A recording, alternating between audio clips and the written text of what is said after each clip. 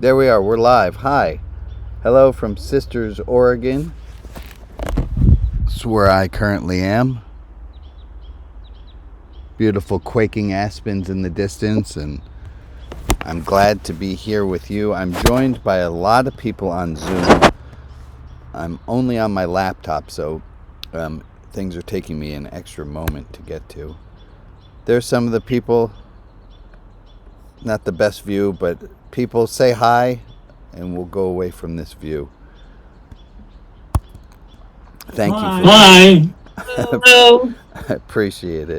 Bachelor. Okay. Hello. I am in what was the land of the Ukaipa people, which I always like to at least look and see whose land I am currently on. I'm on the unceded land of the Ukaipa people. And I'm honored to be here with you today. This is a Saturday service. I want us to start straight off with, we don't have a lot of liturgy, a lot of things that we've established by the book that we always do, but we do have at least a few things that we do often. And I thought I'd start with that, which is start with the phrase, "It's okay not to be okay." And I just have been thinking in the world that we're in right now, it doesn't feel okay. Life doesn't always feel okay. And I wanted to start off with a round of, it's okay not to be okay. And if you feel today like you would benefit from hearing your own voice say those words aloud, I'd love to encourage you to feel heard today, and to just voice out, it's okay not to be okay. It's okay not to be okay. It's okay not to be okay. And let's It's okay not to be okay. Yeah. Let's slow it down so that we can hear each voice individually. Okay. It's okay not to be okay. It's okay. It's okay not to be okay. It's okay. It's okay. It's okay not to be okay.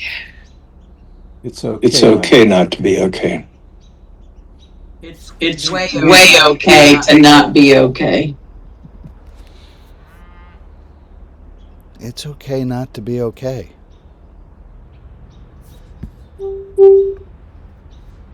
Let's remember that. It's okay not to be okay. I have a corollary to it, which I think I should be able to bring on the screen. It's not okay, but it's okay, and not okay. It's not okay, but it is okay, and not okay. Want to try that one? Okay.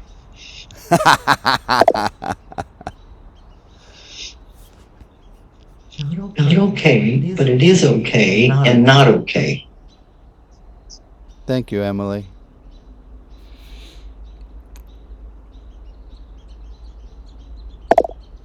Well, feel free to make up your own version if you like.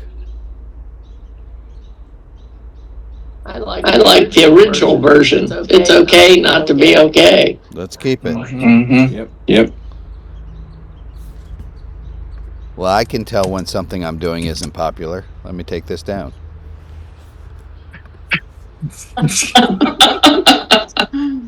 It's okay not to be okay. It does just point out that to me it just points out that it can be both and. It can be okay and not okay at the same time. Yeah. All right. I'm going to run from my notes today. Check mark, that part went well. The second part that crossed out. I was listening to a crow. I was taking the dogs for a walk, and there was a crow that was quite loud, and it annoyed me. The crow annoyed me on my walk. Why couldn't it be quiet? I was listening for birds. Okay, I really thought that was... Right. And then I thought, do I need to be annoyed by the crow? Do I need to be annoyed by the crow? And I'm going to start with that question. Is something annoying happens, a crow crows, cry, cry. Do we need to be annoyed by a crow's sound, by a crow's caw?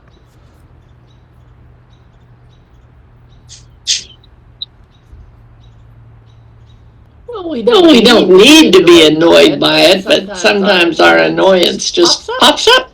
Yeah. Mm-hmm. I think that's exactly what I was going for, Meg. Is we don't need to be annoyed by it, but the annoyance pops up. So are we saying it is possible for us to... Well, I wrote it this way. From where do we get the idea that we needn't necessarily be annoyed by the caw of a crow? I'll ask it again.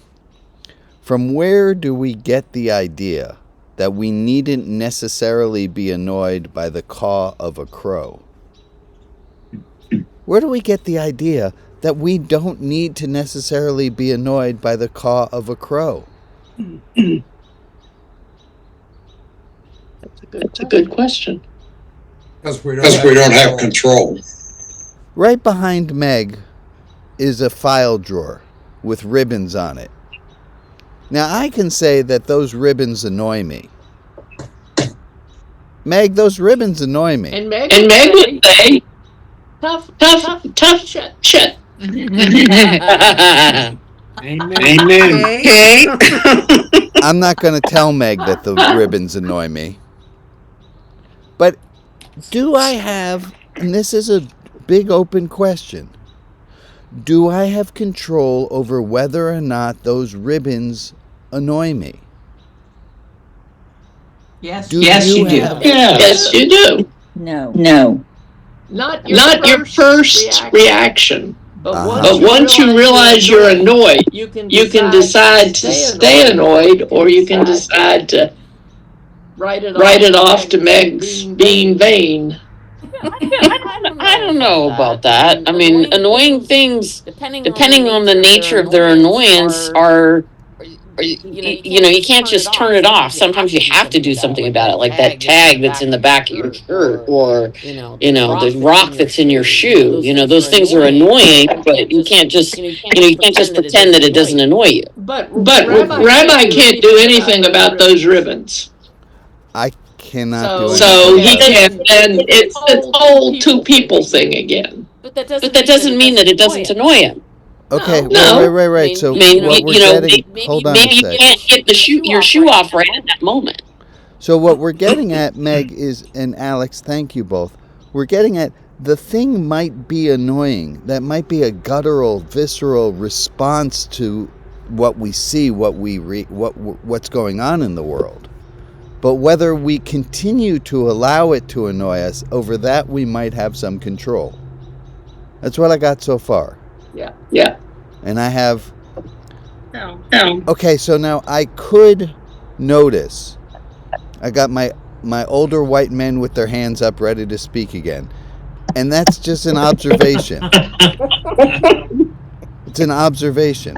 And I don't have my little puppets with me, but we're going to be talking about the puppet. This is observation and this is judgment. That those two seem to happen so quickly. Oh God, there are white men who want to talk again. The observation is there are white men who want to talk. The judgment comes how close to that. And then the question is, do we need to be annoyed by the things that had annoyed us previously? Let's take Ron and then John. And thank you both for being perfect exemplars. So I have really bad tinnitus. It's very annoying. I I can't turn that off. Right, But- right. But I can run a noise program through my hearing aids, which distracts me from, it doesn't make it go away, but it distracts me from the annoyance that I have at my tinnitus. Thank you, Ron. Yeah, there's a phrase my Buddhist teacher taught me, and he said that suffering is optional, pain is not. Suffering is optional, pain is not.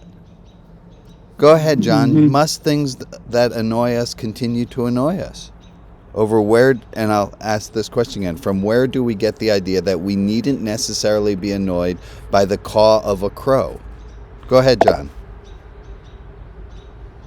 The annoyance with the crow is very self-centered. You're in its environment. It's doing what it does in its environment. You've walked into that environment and think it should be behaved the way you want to. Just the same as the ribbons. You're looking at Meg's environment and saying her environment controls you. Well, then stay the hell out of her environment. Yes. That's a good idea. That's very good. Very good. Very good.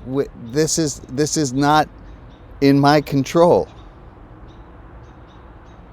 Go ahead, Ellis, and then I thought I saw another. Joe, did you have your hand up for a second? Diana Newton has her hand up. Okay, let's go Ellis and then Diana. Thank you, Joe.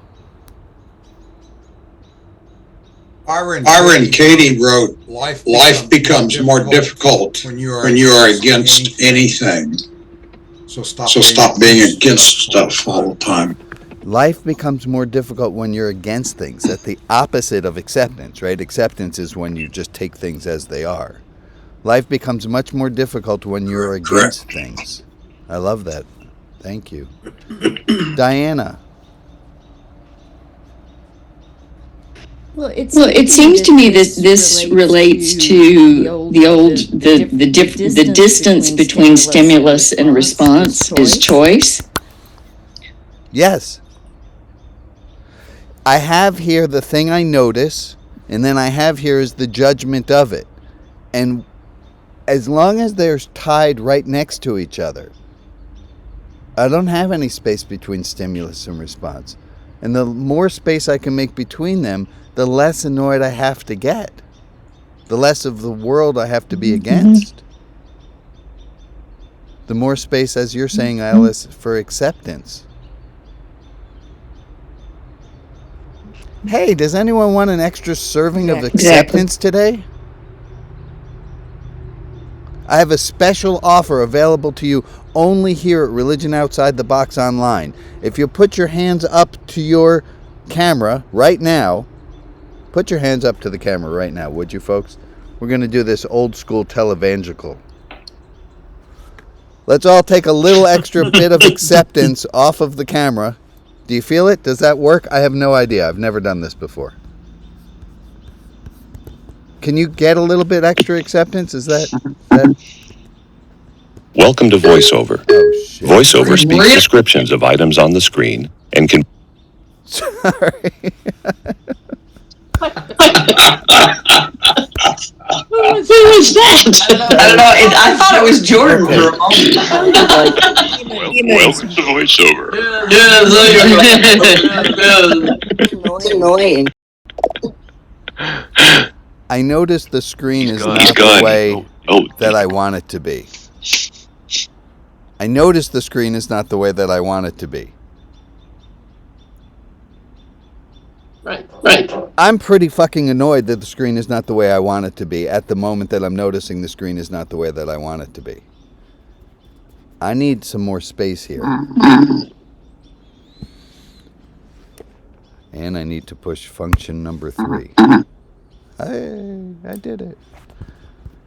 So from where do we get the idea that we needn't necessarily be annoyed by the caw of a crow I think our answer is, from where do we get that idea, is from practice, from patient, from being alive. We know we have some ability to not be so annoyed. Which leads me to the following question. How's your acceptance of things been going these days? Thought we'd do a little check-in. How are you doing in the category of acceptance these days?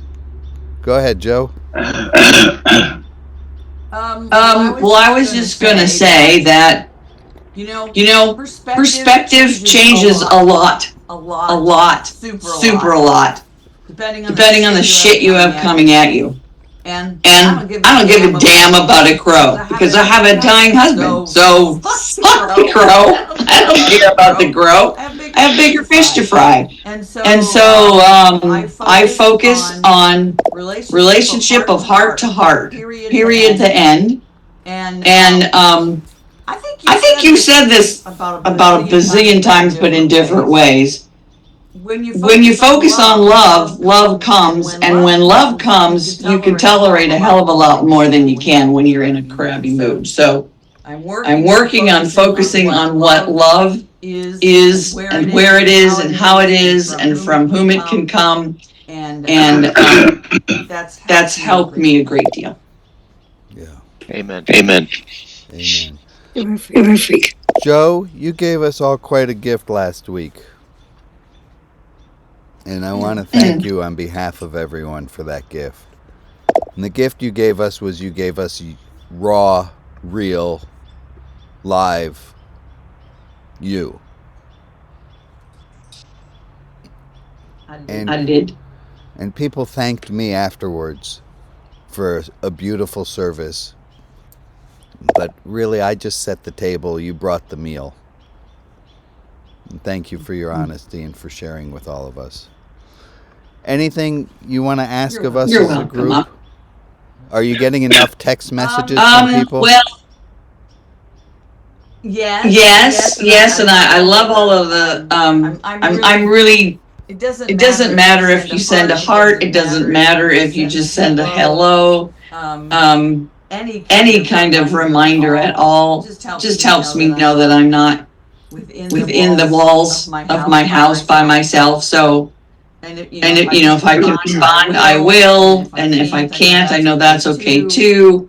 But it's so helpful just to know y'all are out there. And I'll just give you a quick update. He had an MRI this week and he's had a stroke. So we're probably not going in the proper direction. I'm so sorry. Thank you, Meg. Truly. Joe, you can see all the people on the screen. And people on the screen, I thank you for knowing that sometimes it's the right time not to say anything.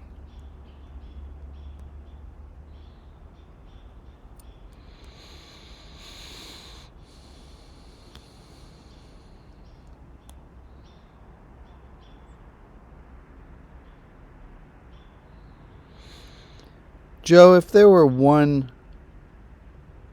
virtue, one spiritual quality you would want more of right now, what would it be? Courage. Courage. Mm-hmm.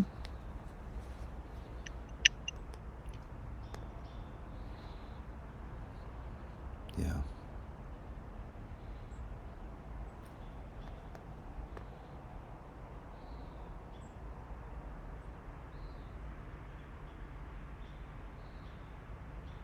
Hope.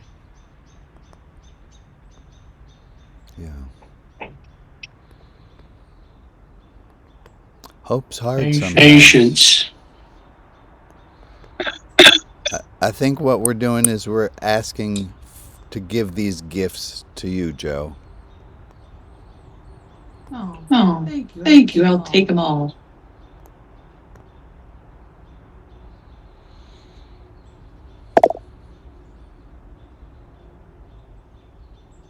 Any other wishes we want to make? Acceptance. Yeah. I'd Some love Some magic. magic. some magic. I'd love to give you Being present. moment of joy, moments of joy. Oh, Yeah, that's that'd Yeah, be that'd nice. be Yes. yes. Good idea. Good idea. I'd like to give you permission to grieve forever. Mm. Thank you, Wendy. I wish you a sense of accomplishment for what you have done for yourself so far, and there's more to come. Thank you, Greg. I'd like I'd like to give you a quote from Elise Boulding. The real difference between happiness and joy is that one is grounded in this world, the other in eternity. Happiness cannot encompass suffering and evil. Joy can.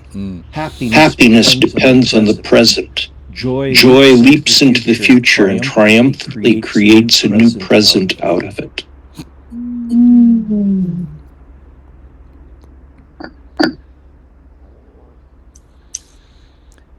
I think this seems like a good time to switch our focus to all the people who need light and love. Maria, you have a listing of people? I do. I do. These are the people to whom we are sending light and love. Ken Ken and Joe and and phase 1 clinical trials targeting specific genetic mutations that make cancer harder to treat. Sheridan H., Rita S., Greg, Becky, April, Nia, Maeve, and Andrew, Donnell M. in spirit, and Brian C., Carolyn Hyatt, Lorena, Shirley W., Harry, Ann, and Janet, Jean's sister, Dan and Karen, Joe Colton, and the peoples of Treaty 3 and Treaty 9, a prayer for peace, healing, and justice. If there is another person in our community to whom we can offer light and love, please put their name in the chat, and I will add them to the list in the clubhouse. And for the people who aren't named, but who are in our thoughts, we send them light and love as well. Thank you, Maria. Let's take a minute of time starting now.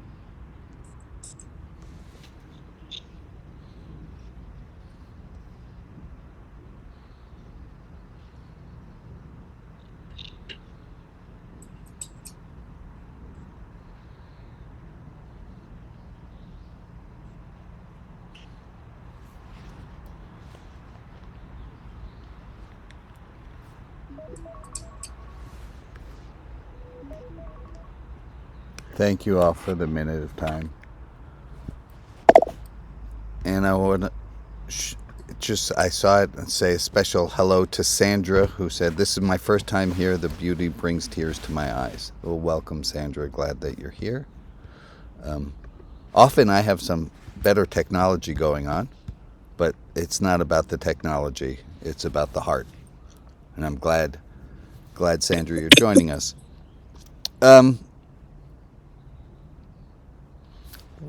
I had a thought, and really I should have my little two puppets, but I don't have my two little puppets, so we're just going to do this with fingers instead.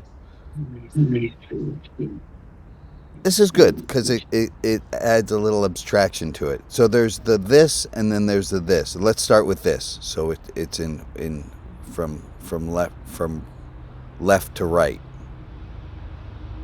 I'm doing that backwards. give me a second. Hold on. This one. So this is the thing that happens You could first. use this and that. I got this one. I'm gonna put a D on this finger for discernment. There's my discernment. And then here's my judgment. And I know sometimes I've used different letters. I've used O for observation. We've used stimulus and response.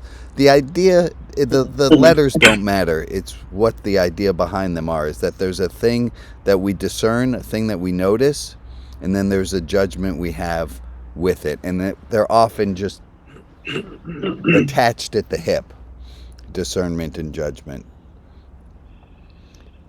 Love if I could get an example from someone of a discernment and judgment that just happened so quickly in your head that the judgment seemed to happen without the discernment. Somebody have an example of something that just happened in the flesh right now?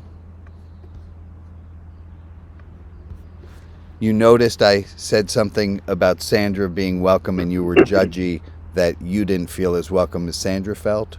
Is there any can I get some feedback here from Sisters Oregon? Oh, come on, people. Somebody save me. I noticed that the rabbi was flailing. I noticed that Rabbi was complaining about crows. And I felt unfairly judgmental against Rabbi for disliking crows because I like them. Perfect. So that as soon as it was said, the judgment took over. I like crows. We all know there was right.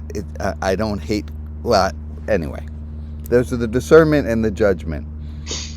And I want to add in another letter.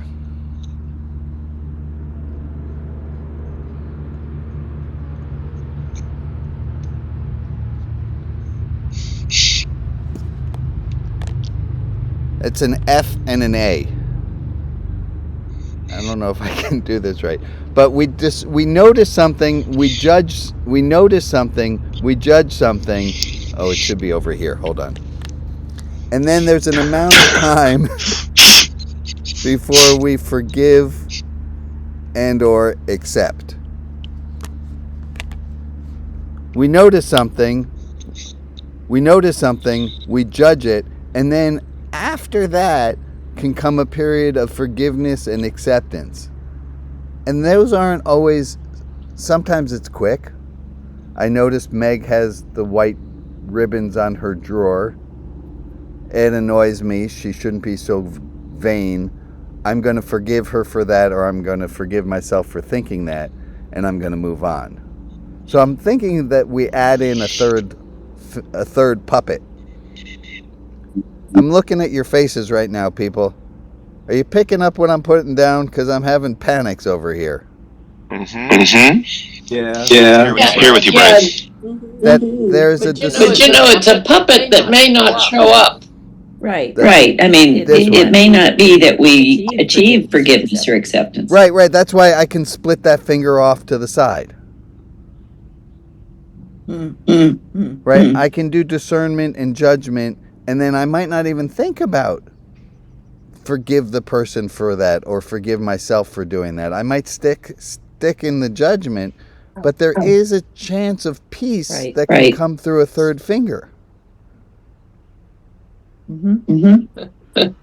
Interesting finger. I was going to say, you could turn that finger around, couldn't you? That one by itself is so good, right? I don't get it. Why do you think joy that she had all those ribbons? Why don't I? I think, Carol, that he really is.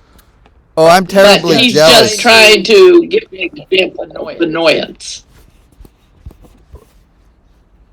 Maybe I'm wrong. No. I was just trying to give an example of annoyance, and Meg, your ribbons just took to me for the moment.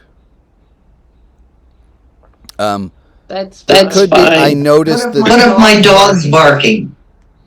You notice the dog barking. Is there a judgment that comes quickly up with that, Emily? Yes. And you meant, yes, there's a judgment, and I'm pissed off. Right, and then there's the space before the last of the fingers. Is there any chance you can forgive your dog because your dog's doing its job?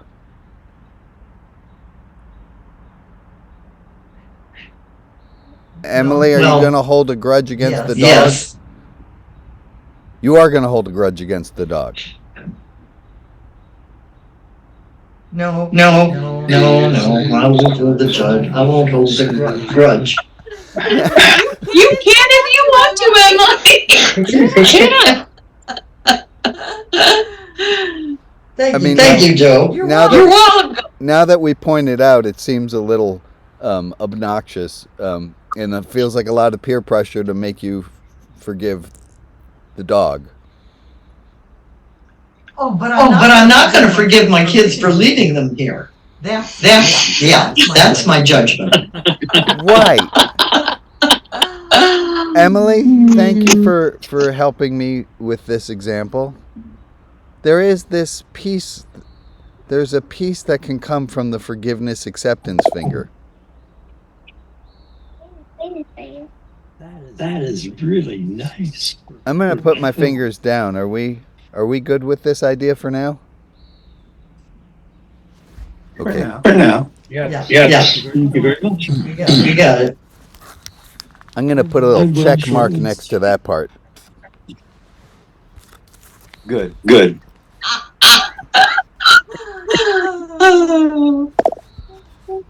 I'm happy you get to make a check mark. See? That's joy. You know what? This sounds really silly, but it's not silly at all. That's a way to bring, there's so many simple ways to bring joy. And when you have to find them, when you really, really have to find them, you'll find them if you want to find them. But we also have to remember not to try to do a how does Jane call it? Spiritual bypassing. Spiritual bypass? Yeah, we have to make sure that we're also sad when we're sad, that we're not just going, oh, I'm feeling sad, let me find a butterfly to bring me joy. Like, no. I wasn't talking about. I wasn't talking about that. Let me explain a little bit about why I said what I said. Go ahead. I can't control anything about what's going on in my house, but I can find ways to enjoy Ken in different ways that I would have frankly taken way for granted. And I have taken granted for 42 years. So, I mean, not that every time, not always for granted, but touching the man's hand, that's a huge, big deal to me today. Right. Hugging him, huge, big deal to me. Feeling his warmth. I told him, just so you know, I'm going to be smelling you all day long. I go around, and when he's in the room, I go smell him. So I'm going to be smelling you all day long. And you know what? When you have to go through shit, you kind of have to find, I don't know, a little bit of a. Emily, you've been there. A lot of you have been there. A lot of you've lost spouses. You know, I don't want to remember however long there is with crap. I don't want to. I want to remember the time that we have left, knowing I got super creative. I don't know, kissing his fingers or holding his hand while we do dishes, or so I'm finding new ways to create joy that I didn't even take time to think were possible before. That's beautiful. Yeah. And just to make it a little creepy, I will be smelling Jane later. Well, compliments of me. You just tell her it was my fault. She'll say, I can predict it. Joe, lest you feel weird about smelling your husband, I do that to Scott all the time. Okay, we got a new religion outside the box homework, everyone. Next person you're in physical space with. Smell your spouse. if you're on the elevator, no, okay, don't do it on the elevator. That's weird. I think olfactory senses are the most overlooked. So let's take a little extra smell. That was not on my list of things to talk about, but I'll put a check mark on the board anyway. It's really true. Let's talk about I don't know what I did with I'm on half of the screen now. So everyone, I'm having, right? There's only half of me on the screen now.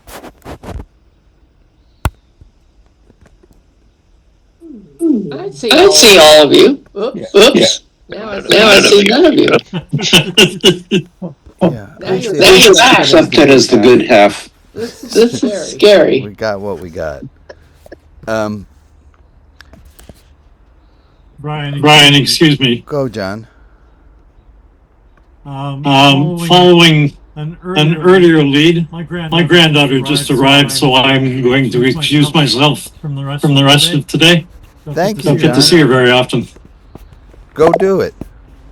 Go do it. We had the same. See you all next time. Thank you, John.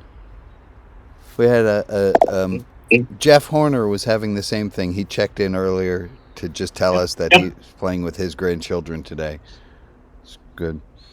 I had a question 2 weeks ago.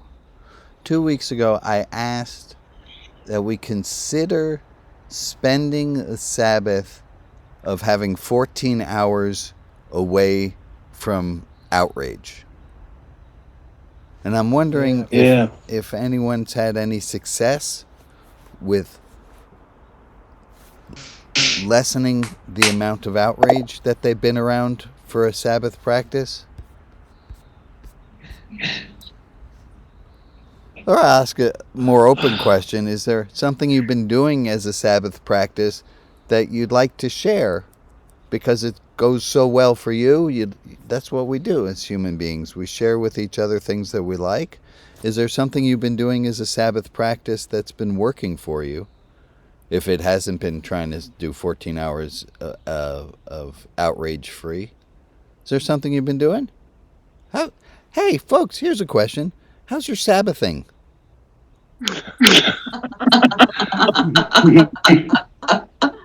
My what? My what? Your Sabbathing. I need a dictionary. Somebody help. How is your ability That to word is Sabbath? not in the dictionary. We went up into the woods for an entire week of Sabbathing with no connection to the internet to speak of. It was wonderful. This is my first computer use since Friday. Is that true? When did we leave? No, it's Saturday. Saturday, since last Saturday. This is my first computer use. I have Sabbathed really well. I have 300 and something email messages to get to, but screw it. I've Sabbathed really well. How have you been Sabbathing? And I don't think you need a dictionary to... If you still need a definition, I'll be glad to, but I think you get a gist. How have you been Sabbathing? And if you need to do more, or if you feel like you'd like to do more, what more would you like to do?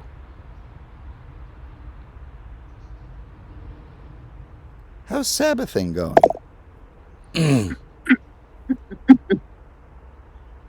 It went okay for 2 weeks, and then it fell apart. Okay. So I need to re-Sabbath. Recommit? My Sabbath was not 14 hours. Okay. I knew better than to do 14 hours. That would be too much. Well, what do you got your eyes set on? What's the sights? What I was doing, and this may change the next Sabbathing that I do, was reading things that I just hadn't been able to get to, and paying no attention. I think my phone was even in the other room, which is very unusual. But I was ignoring that, and sort of ignoring everything except the dog, who cannot be ignored. That sounds like a Sabbath. Good job, Meg. I'd give you Thank golden stars, but it would devalue your own self-worth. So for your own sake, I'm not giving you a golden star. You're welcome. Oh, okay. Thank you. Who else has done something for a Sabbath, for a taking a rest, or who else has got something that they'd like to commit to? What you'd like to do for a Sabbath, however you'd like to define it.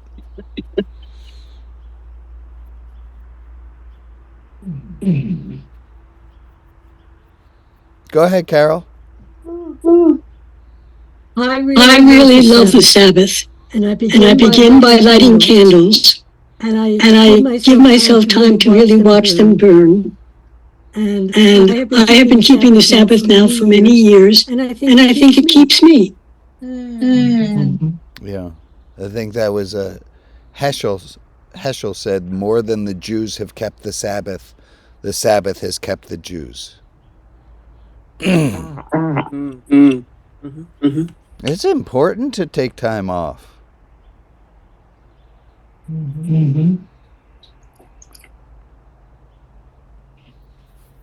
I tried to follow your principle of it's okay not to do anything and not feel guilty about it. How'd it go? Good. I felt for the first time that I did that, a sense of relief that it's okay not to have anything pressing on you. It's hard to do sometimes, but it is very, very helpful and stimulating. Thank you, Greg. I appreciate you sharing. For me, it is the day when I try, and I'm not always successful, but it is the day more than others when I try to find the inner peace. And that may be not doing anything, it may be doing something, but that brings me joy. But it is a day when I look for inner peace and joy. It's beautiful, Ray. And I know there are two other people who have their hands up, and I can't seem to see who they are. There it is, Maria. I do. Thank you, Maria. I would like to find more joy by letting go of some anger. This week I felt anger for 3 days, and then I had a day of joy, and I would like to be able to let those 3 days go, to focus on that one day, but also to find those moments of joy going forward. So. Maria, I have here what might actually be of help.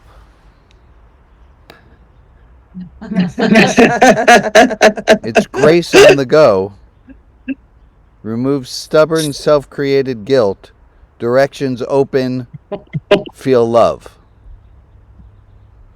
You think you want to try? I would love to try. Okay. Can I make some of those myself, or do I have to wait till yours arrive? You can make your own. I don't think. Okay. I'm trying to remove my judgment. I thought that was. Oh, that's a good idea. It's kind of literal.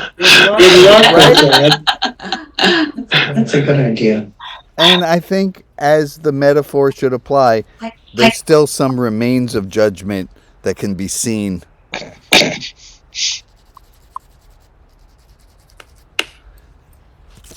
If I were to hand you one of these, go ahead. Go, Emily. I've been practicing forgiving myself. That's my Sabbath practice, and I've been doing it every day, not just Sabbath day. I just say everything that I start judging myself about, I just say it out loud. I forgive myself. I love that. Anyone else Yeah, want to try? and you know what? It is getting easier and easier. And sometimes I'll say it out loud and people around, and they sort of laugh at me. They'll say, "You can't go around forgiving yourself like that." I said, "Whoop, I just did it." So what I found is that as I do with the small things, like if I leave the water running for 3 hours, forgot to to turn it off. As I do that for my little things, then I found that the big things in my life that I've carried around, thinking I was really bad, that I can forgive myself for those too. That's what I found. I like it. Emily, you're absolutely right. If you can start with the little things, you can move up to the bigger things. Yeah. There's the discernment, the judgment, and then there's that forgiveness. And it might have to happen later, but it can still happen. How about you? If I were to send you one of these, or I'd send you 2 of them, if I were to send you some Grace on the Go, what would you clean up? What would you use it to clean? I like that.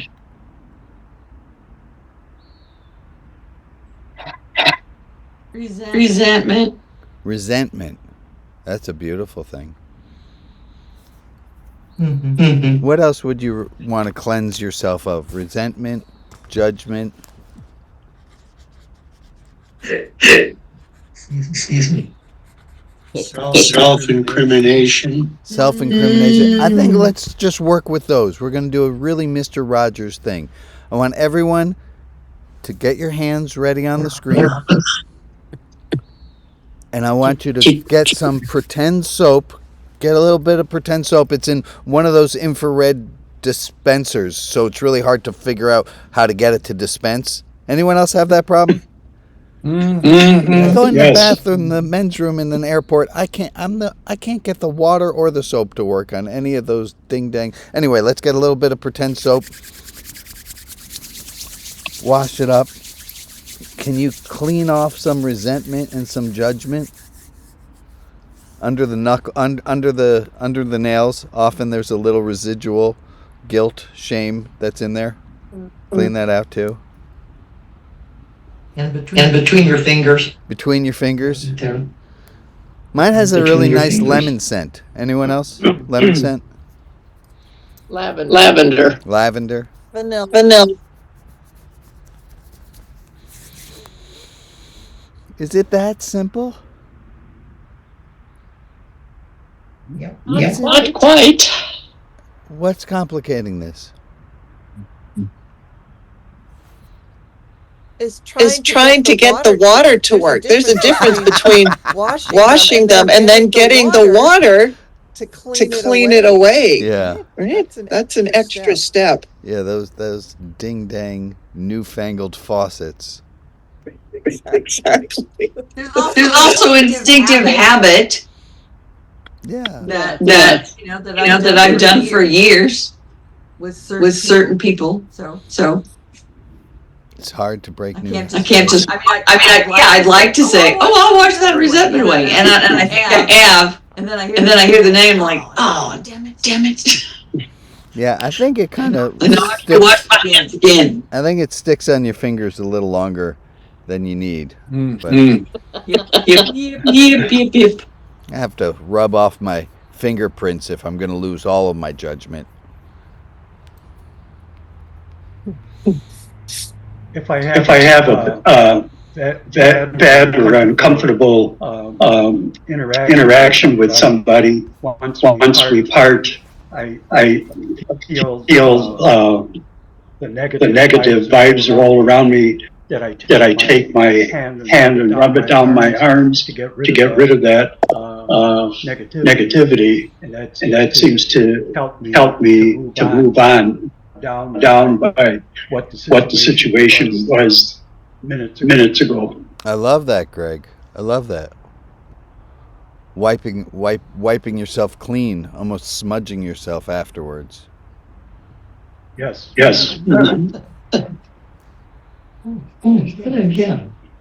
Diana? Diana, speak up.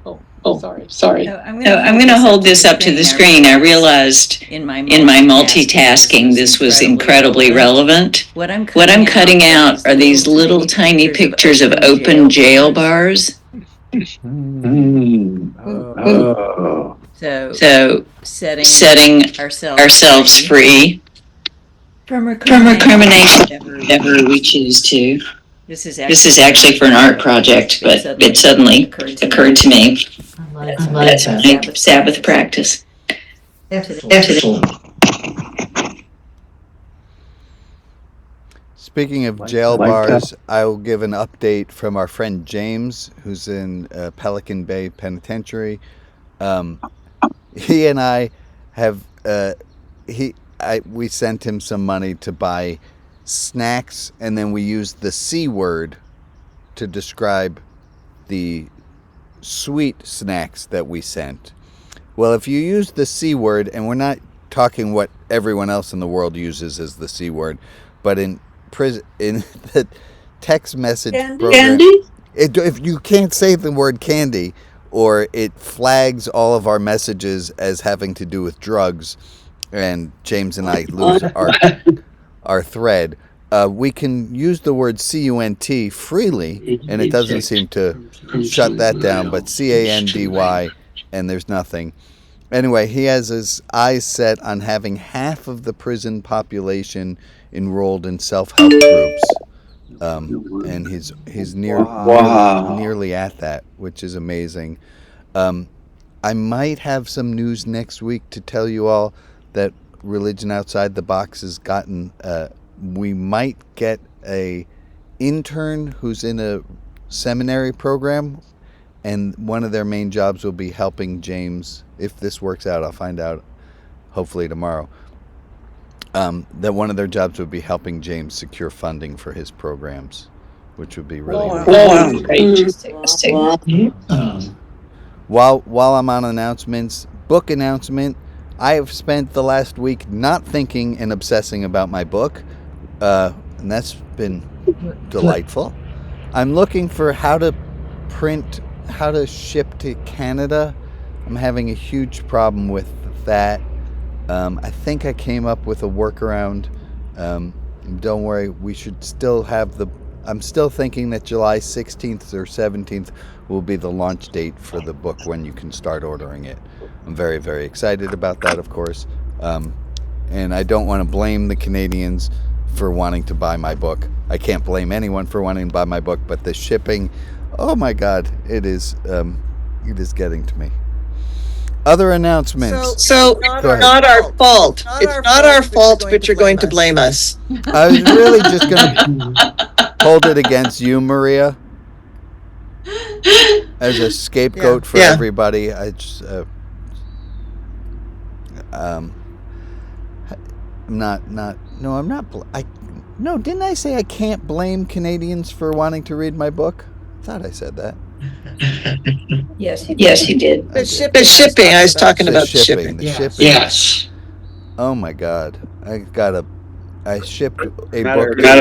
We apologize. What we do is Canadians apologize, and everybody knows we apologize. So we're all sorry. I'm sorry. Thank you to my Canadian friends for always being quick with an apology.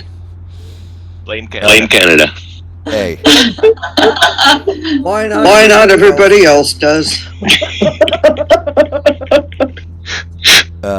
We have just a few minutes left. I have one thing on my list that I wanted to review. I was talking with Hugh about trying to add in the acceptance forgiveness to the letters, and he said, Brian, you haven't for a while reminded us about the steps of learning. So I'd like to take a moment to re-teach about the steps of learning.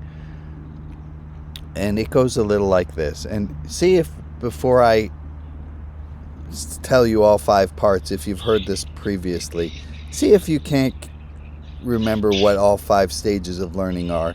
And if you've never heard me talk about this before, welcome. Glad you're here. We often think about learning as binary. Either you know how to do something or you don't know how to do something. And learning happens in stages, and knowing what the stages are make it easier to learn anything, is because you can know what stage you're at, and then you know what the next stage would be. And if we talk about something as simple as being forgiving of yourself, Emily, you were talking about that. We can track that on the scale of mastery, and either you on this end is you know how to be kind to yourself without ever, you can forgive yourself. Nobody has to remind you. You do it flawlessly, that you can do it perfectly. And on this end is you can't do the thing at all. I'm going to first do the examples with French horn, and then I'll move into being kind to yourself. Either you don't know how to play the French horn at all, you come to me, I tell you how to hold the French horn in your hands, which hand goes where. I have to hand hold you through the whole thing. Maybe then by the next lesson, so here you can't do it, here you need hand holding, here you need me to give you some hints. And I say, oh, do you remember what you do with your left pinky? And you go, oh yeah, it goes in the crux, I forgot that. Can't do it, can do it, being told what to do, need a little bit of hints. Hints. Stage 4 is where you can give yourself hints. Stage 3 is somebody outside you gives you hints. Stage 4 is you give yourself hints. Stage 5, you can do it without giving yourself hints at all. That's for French horn. Now let's do it for forgiving ourselves for whatever it is we need to forgive ourselves for. We don't know how to do it. We need somebody to do it for us. Put your hands up to the screen. I'll help you wash away your guilt. You need somebody to do it with you. You remember with a hint from the outside, and I say, oh, maybe you want to be kind to yourself. Or you hear the voice of Afia saying, maybe you want to say friend. You want to be kind to yourself. You can't do it. You need a lot of hints. You need some hints from the outside. You can remind yourself, oh, I'm not being kind to myself. I forgot. And you can remind yourself, and then finally you do it without thinking. And now I'm going to go back. Hold on. Let me see. Do I have questions at this point? Does this all get remembered well? And there's one more. Can't do it. Can't do it. Say it again, Emily. Somebody else. I can't do it. I have to have somebody walk me through it. I can do it with hints from somebody else. I can do it with hints from myself, and I can do it. And look at that, Emily. You just did that about doing that. Yeah. You hinted yourself all the way through it. You know it well enough to reconstruct it without anyone telling it to you. No. Now here's the last piece, which is important to remember. When we are stressed, we slip. This also works, and Alex loved this part, was that when you're teaching someone something, you have to see what step they're on. You can't say, well, I told you should know how to do it now. That when the person is stressed, we slip down. So if you're able to do it perfectly and you're stressed, you start talking to yourself out loud. If you're talking to yourself and you're stressed, you need someone to say, hey, remember to be kind to yourself. When you're stressed, you slip down one level. Under stress, we regress. Oh, I love that. Thank you, Wendy. Ooh. Under stress, we regress. Yeah. So I'm going to leave this as a moment for us to remember we need to practice. And I'm going to monologue out with a little spiritual, religious, sermon-y thing that says, all of this is stuff we can practice. We can get better at our spiritual, religious lives. We can have more acceptance, more kindness, more love if we practice. And I do believe we can all do that. Let me put all of you on the screen as we finish up the recording. Say goodbye to all the peoples. Bye to the peoples. Thank you for Bye, joining me. people. Bye, people.